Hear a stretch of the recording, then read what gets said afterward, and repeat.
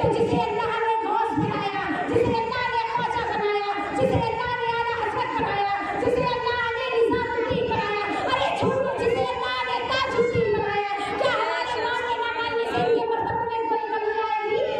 हरगिज़ नहीं। तो जो लोग वलियों को मानते हैं वो अपनी जगह जन्नत में लिखवाते हैं, और जो लोग नहीं मानते वो अपने वतन जन्नत में नहीं है ना। लेकिन अल्लाह पाक का शुक्र अदा कीजिए कि अल्लाह रब्बुल इज्जत ने हमें वलियों के मानने वालों में रखा है ना। अल्लाह रब्बुल इज्जत हमें वलियों की इज्जत और तौकीर करने की सआदत नसीब फरमाए, हमें वलियों का सदका नसीब फरमाए, वलियों के मानने वालों में ता क़यामत तक हमें रखे। वली का जिक्र हो रहा है तो आइए अभी जिस वली का उर्स है 26 तारीख को, किसका उर्स है? बाबा ताजुद्दीन। किसका उर्स है? बाबा ताजुद्दीन। अरे आप लोग तो बोलिए, किसका उर्स है? बाबा ताजुद्दीन। किसका उर्स है? बाबा ताजुद्दीन। ताजुद्दीन सरकार का उर्स है ना। शहंशाह नागपुर बाबा ताजुद्दीन औलिया का उर्स है। आप लोगों ने प्लानिंग तो कर रखी होगी जाने की, किस किस की तैयारी है वहाँ जाने की? उर्स में जरा हाथ उठाइए। अरे मुझे भी लेके चलना, बताइए तो कौन कौन जाने वाला है उर्स में? अरे जाएंगे बहुत लोग, लेकिन अभी मुझसे बताने लगे, अभी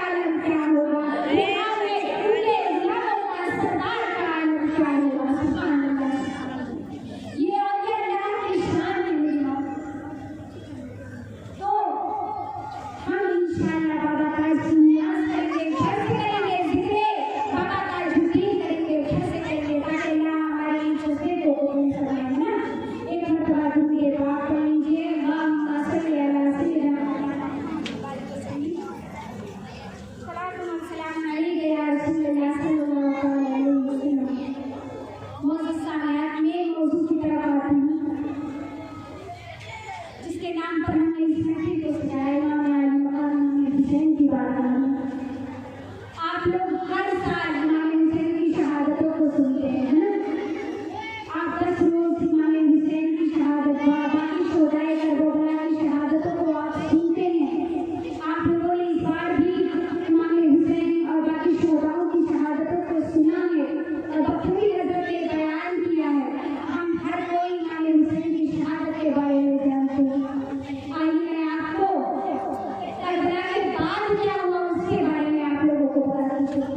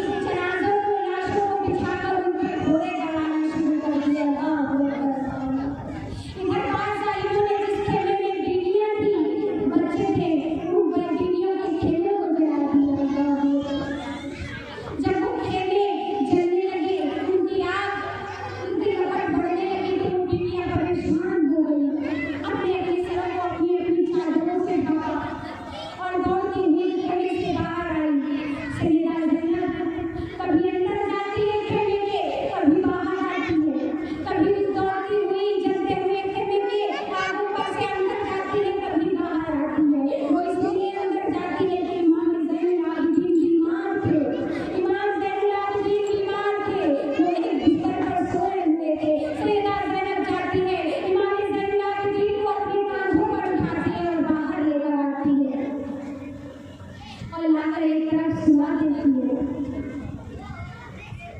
मेरी माँ उस सितम को अगर याद करे तो मेरी ज़बान इस काबिल नहीं है कि मैं उस सितम को बयान कर सकूं। कम से कम हम सुन तो सुकून से सकते हैं।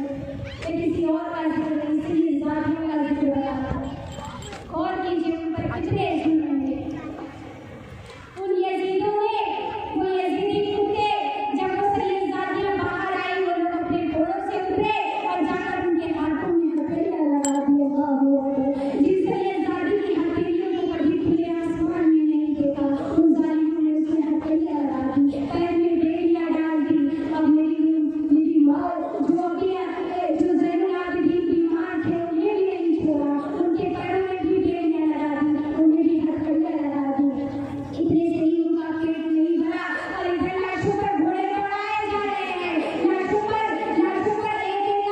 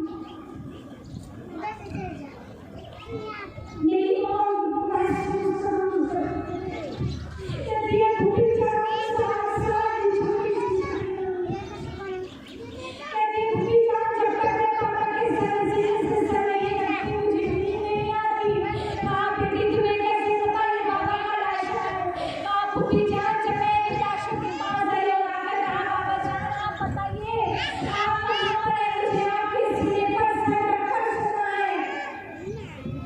फूफी जान की ही लाशा है जिसमें से आवाज आई थी बेटी सकीना का बाबा यहाँ है। फूफी जान इसलिए वैसे पर सो रही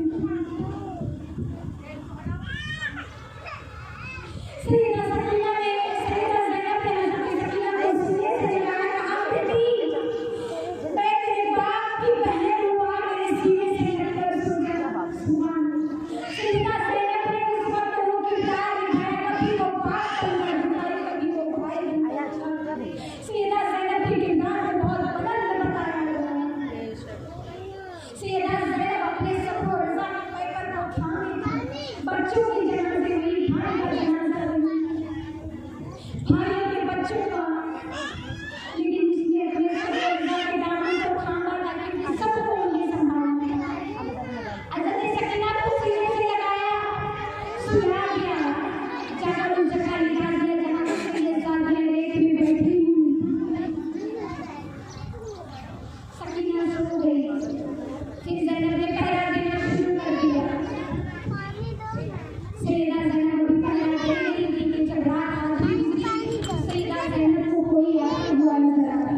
रेत पर किसी के चलने की आवाज आई तो सैयदा ज़ैनब ने उस छूटे हुए खंजर को उठाया कहा खबरदार अब क्या लेने आए हो, हमारे खेमे जला दिए, हमारे सर से पर्दा छीन लिया, हमारे जेवरात छीन लिए, मेरे भाई को कलम कर दिया, मेरे बच्चों को ले लिया, काशी की जवानी ले ली, अली अकबर का शराब ले लिया, अब क्या लेने आए हो। तो उस आने वाले ने जवाब दिया बीवी मैं मर्द नहीं औरत हूँ, मैं हज़रत हुर की बीवी हूँ। कहा यहाँ क्यों आई हो। कहा इसलिए ज़ादी मैं आपके लिए खाना और पानी लेकर आई, 3 दिन की प्यास मेरी मौत। जैसे ही खाना और पानी का नाम सुना आंखें शुरुआत हो गई ज़ैनब की। हज़रत हुर की बीवी के गले लग गई। कहा अब क्यों लेकर आई हो। उस वक्त ये खाना पानी क्यों नहीं लेकर आई जिस वक्त मेरा अली असगर ज़माने बीमार उससे पानी पूछा था।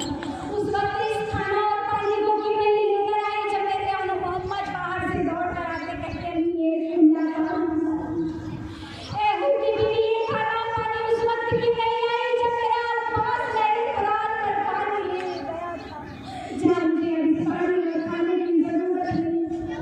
हज़रत हुर की बीवी रोती है कहती है ऐसे ये ज़ादी इन दरिंदों से मैंने बहुत गुजारिश की है जब इन्होंने मुझे खाना और पानी लाने दिया है आप मेरा खाना और पानी कबूल कीजिए।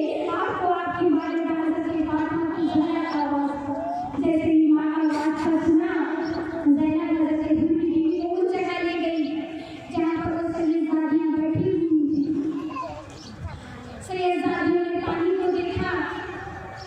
माँ ने हज़रत ज़ैनब ने हज़रत सकीना को उठाया। हज़रत सकीना सो गई। उठाया सकीना उठती है फूफी के हाथ में कटोरा देती है कहती है फूफी आप ये पानी कहाँ से ले आई, क्या चाचा अब्बास वापस आ गए। फिर ज़ैनब रोती कहती है बेटी अब अब्बास कभी वापस नहीं आएंगे, वो तो मेरे फुरात पर ही सो गए।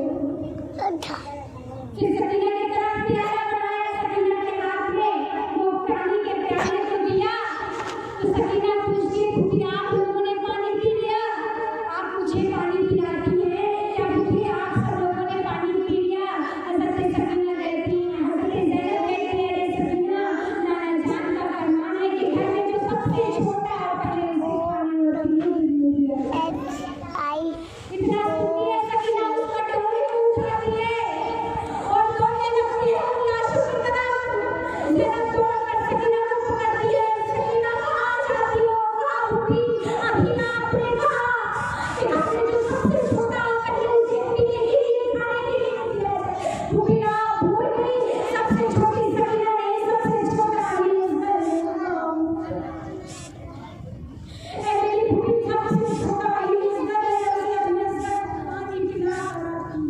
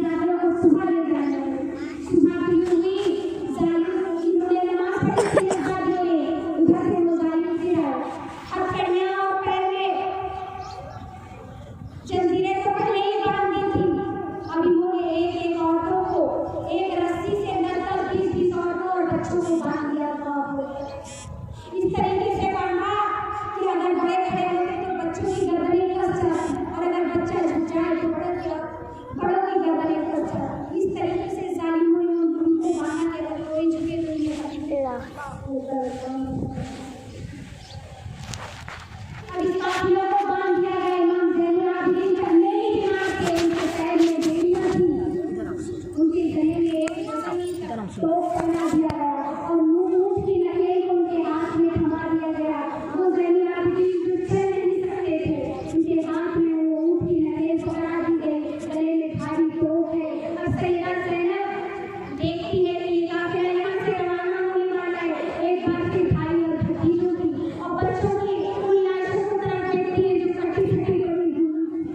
उन लाशों को देखा, मदीने की जानिब मुड़ गया और कहा, ऐ मेरे पापा जान, ज़ैनब ने अब तक इन लाशों की हिफाजत की है, इनका और उनकी हिफाजत आप करना। इतना कहा, ज़ालिमों ने ये काफिला करबला से कूफा के लिए रवाना कर दिया। सैयदादियों का ये काफिला करबला से कूफा रवाना हो गया।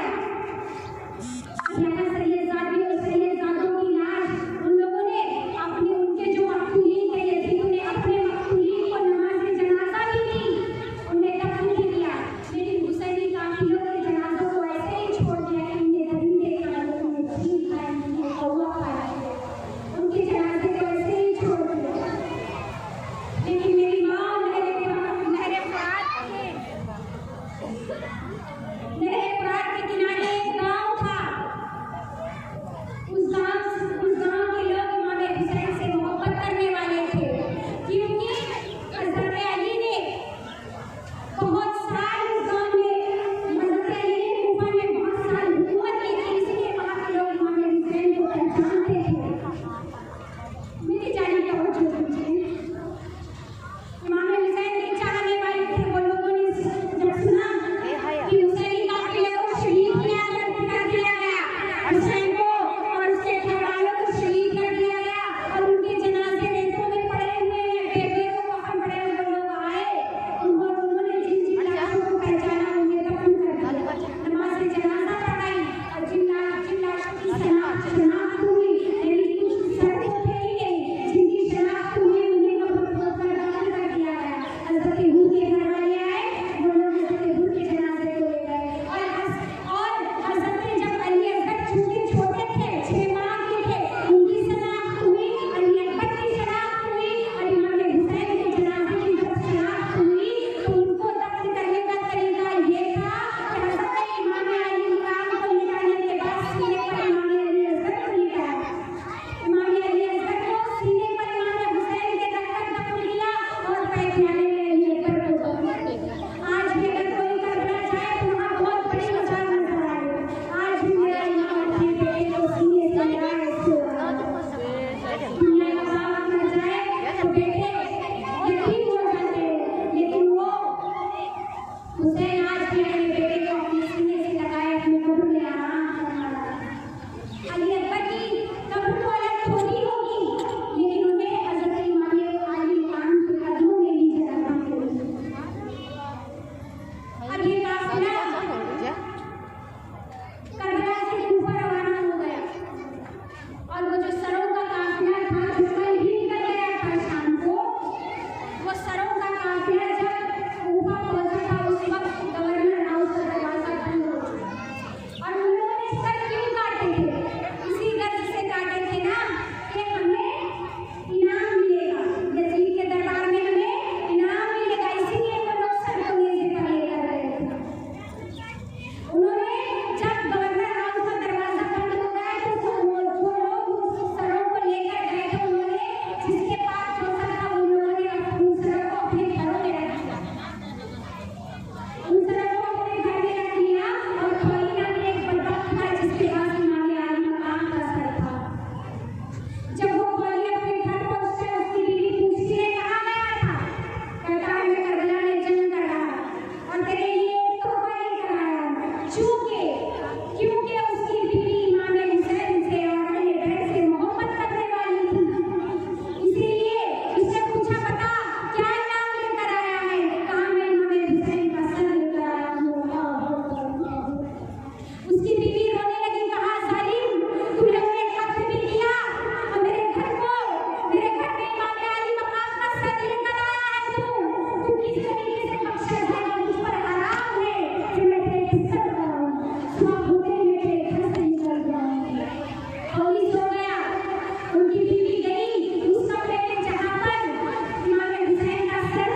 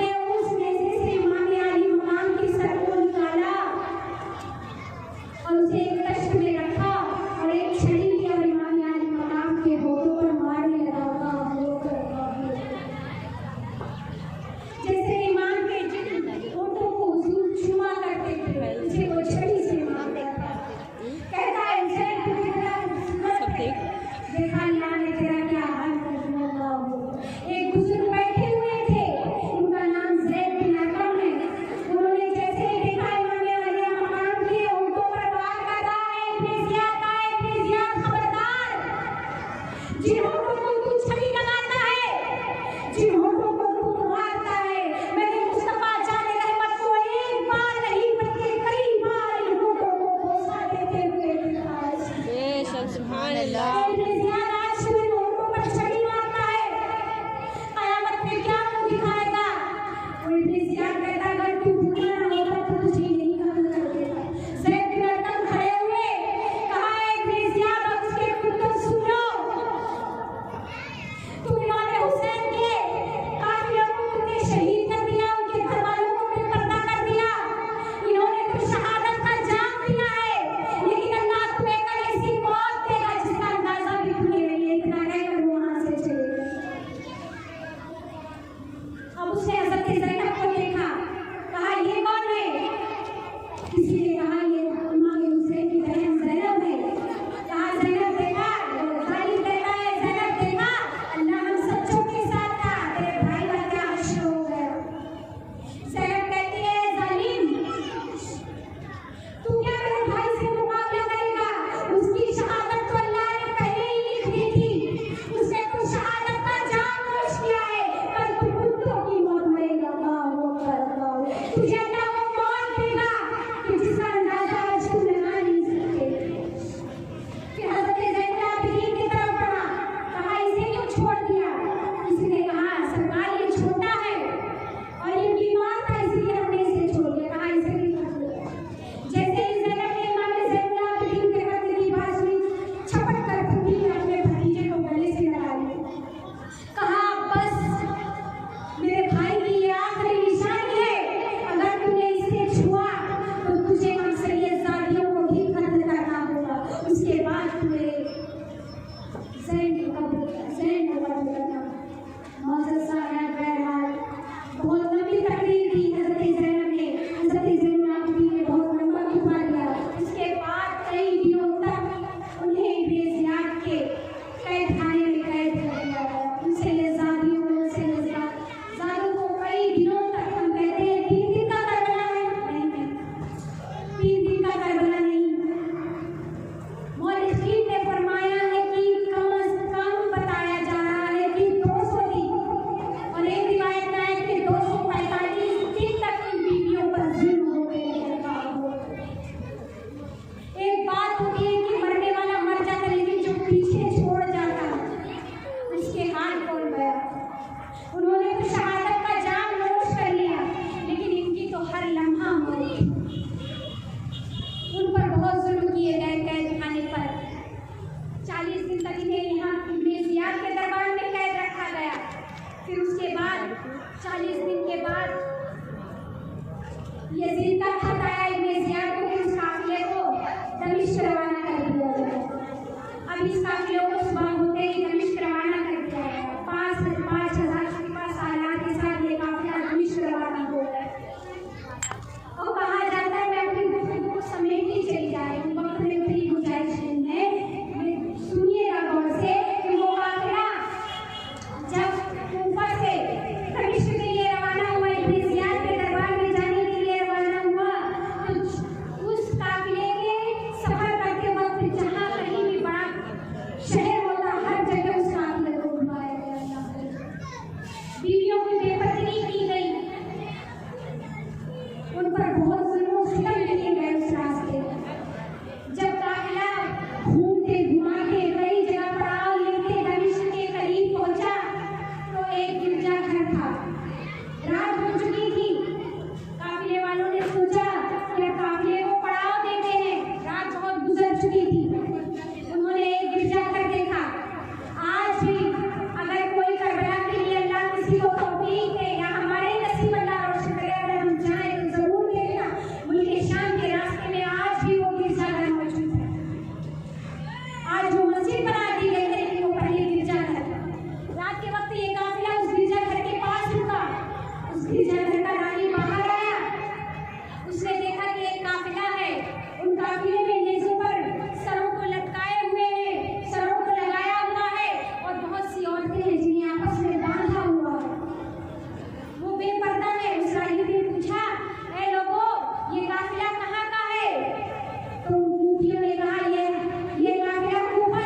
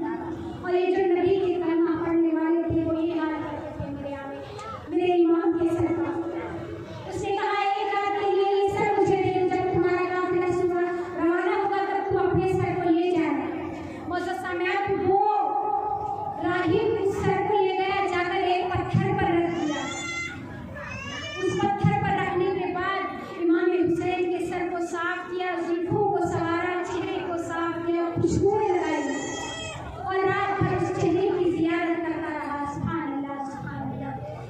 हत्ता कि अल्लाह पाक ने उसे दीन की दौलत से नवाज दिया। सुभान अल्लाह। जो आले रसूल की खिदमत करे, अल्लाह उसे खाली कैसे भेज देता। अल्लाह ने उसे दीन की दौलत से नवाज दिया।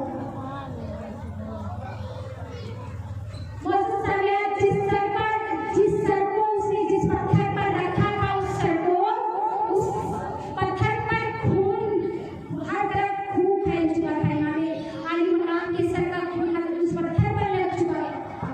तारीख की किताबों में आता है कई सालों तक जब यौम आशुरा आता, उस पत्थर का खून ताजा हो जाया करता था।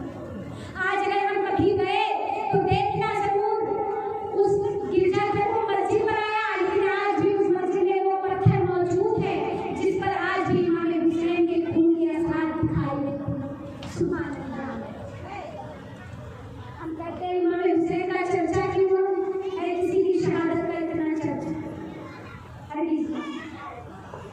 अब ये वाकया सुबह के वक्त दमिश्क के करीब तो ये रात को ही पहुंचा दिया गया था और यजीद को रात में ही खबर पहुंचा दी गई थी कि ये काफिला दमिश्क के करीब आ गया। अब ये काफिला तो उस यजीद ने पूरे दमिश्क को सजवा दिया, कुर्सियां लगवा दी, ढोल नगाड़े बजवाना शुरू कर दिए। उस वक्त एक सहाबी रसूल मदीना से दमिश्क आए हुए थे तिजारत की वजह से। उन्होंने जब देखा कि दमिश्क को खूब अच्छे से सजाया हुआ है, हर तरफ ढोल नगाड़े बजाए जा रहे हैं, पूछा बताओ ऐसा क्या है दमिश्क में जो सारे दमिश्क को सजाया है। इसीलिए बताया करबला में इमाम हुसैन के लश्कर को शहीद कर दिया गया, उनके कटे हुए सर और उनकी बेपर्दा बीवियों को लाया जा रहा है। वो बेचैन हो गए, वो सहाबी रसूल थे बेचैन हो गए। बताओ वो काफिला कौन से दरवाजे से दाखिल होगा, कहा जाओ कि दरवाजे से वो काफिला दमिश्क में अभी दाखिल होने वाला होगा, वो करीब ही पहुंच चुका है। मुअज़्ज़ज़ सामियान वो सहाबी जाते हैं उस दरवाजे के करीब जाकर खड़े हो जाते हैं, जाकर देखते हैं वो काफिला जैसे ही दमिश्क में दाखिल होता है, सहाबी रसूल ने इमाम अली मकाम के सर का हाथ देखा, आंखें शुमार हो गई, बीवियों को बेपर्दा दिखा, आंखों को छुपा लिया, ज़ारो कतार रोते हैं। सकीना के पास जाते हैं, कहते हैं बेटी सकीना बताओ क्या मैं तुम्हारी कोई मदद कर सकता हूँ, बेटी सकीना बताओ क्या मैं तुम्हारी कोई खिदमत कर सकता हूँ। सकीना रोती है, कहती है बाबा जान आप कौन है, इस काफिले में हमारा कोई खैर ख्वाह नहीं, हम पर बहुत जुल्म करते हैं, हमें मारते हैं, कोड़े लगाते हैं, आप कौन है। कहा बेटी मैं तुम्हारे बाबा तुम्हारे नाना का सहाबी हूँ। कहा अगर हमारी आप कोई मदद करना चाहते हैं तो बस इतना कर दीजिए कि ये जो कटे हुए सर है उन्हें आप ये कर दीजिए, क्योंकि जब लोग इन कटे हुए सरों को देखते हैं तो उनकी निगाहें उन पर भी जाती हैं। हमारे सकीना छोटी 7 साल की बच्ची है, इतना ख्याल करने का। फिर उस काफिले को पूरे दमिश्क में घुमाया गया। शाम के वक्त वो काफिला यजीद के दरबार में लाया गया। यहाँ की बीवियों के साथ वही सुलूक किया जो इब्ने ज़ियाद ने किया था। इस यजीद ने इमाम अली मकाम की सर पर नेज़े से बाल पकड़ कर निकाला। अल्लाहु अकबर। ज़ैनब की रूह कांप गई, कहा है जालिम यजीद सुनिए, जहन्नमी तो तू पहले ही है, जिन जुल्फों को मेरी माँ सवारा करती थी, जिन